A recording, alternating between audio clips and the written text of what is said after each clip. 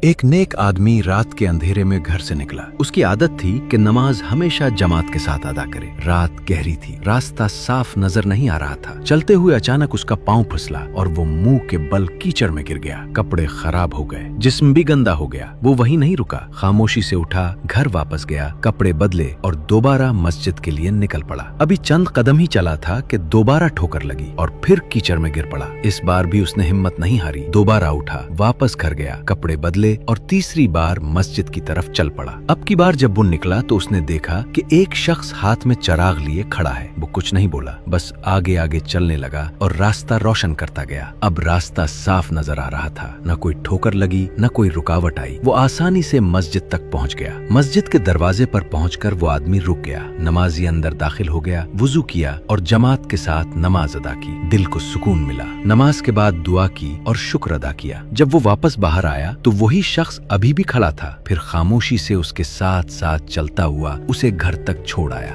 گھر کے قریب پہنچ کر وہ رک گیا۔ اب نمازی سے رہا نہ گیا۔ اس نے پوچھا، تم کون ہو اور تم نے میری اتنی مدد کیوں کی؟ اس شخص نے تھوڑی دیر خاموش رہ کر کہا، اگر میں سچ بتاؤں تو تم حیران ہو جاؤ گے، میں شیطان ہوں۔ نمازی چوک گیا۔ اس نے کہا، تم تو چاہتے ہو کہ میں نماز نہ پڑھوں، پھر تم نے میری مدد کیوں کی؟ اس نے جواب دیا، جب تم پہلی بار گرے تھے تو اللہ نے تمہارے بہت سے گناہ معاف کر دیے۔ جب دوسری بار گرے تو تمہارے صبر کی وجہ سے تمہارے گھر والوں پر بھی رحمت ہوئی۔ مجھے خوف ہوا کہ اگر تم تیسری بار بھی گرے تو تمہیں اور بھی بڑا اجر ملے گا، اس لیے میں چراغ لے کر آیا تاکہ تم بغیر گرے مسجد پہنچ جاؤ۔ یہ سن کر نمازی خاموش ہو گیا۔ اسے سمجھ آ گیا کہ اس کی ثابت قدمی ہی اس کی سب سے بڑی طاقت تھی۔ وہ سجدے میں گر گیا اور اللہ کا شکر ادا کرنے لگا۔